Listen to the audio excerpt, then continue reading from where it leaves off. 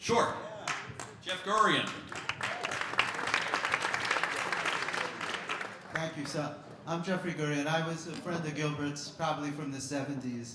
And when I was doing the book on the comic strip, a book called Make 'em Laugh, on the history of the comic strip, Susie was in it, I think Judy was in it, Seinfeld, every big star that came out of the club was in it. And when it came time to interview Gilbert, he was the only one who insisted on being taken out to lunch.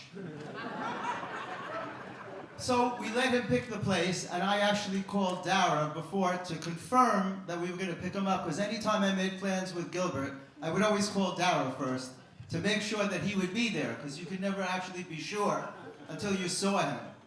So I drove, and I brought Richie Tinkin with me, and Gilbert picked a place called Pastis, which was a very popular, trendy place at the time. Very expensive, very busy. We go in for lunch, and the place is packed, and it's so noisy that it's impossible to do an interview.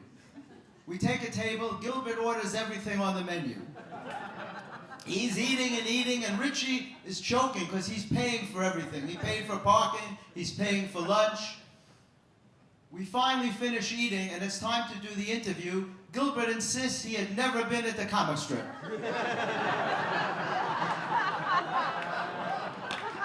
He said he just came for lunch. He said he had heard about the club. He said he heard it had good electricity, and that there was one chair and the comedians would take turns sitting in that chair. I thought Richie was going to pass away. Anyway, that was my Gilbert story. He was always my favorite comedian, and the only comedian that could make me laugh until I was in pain.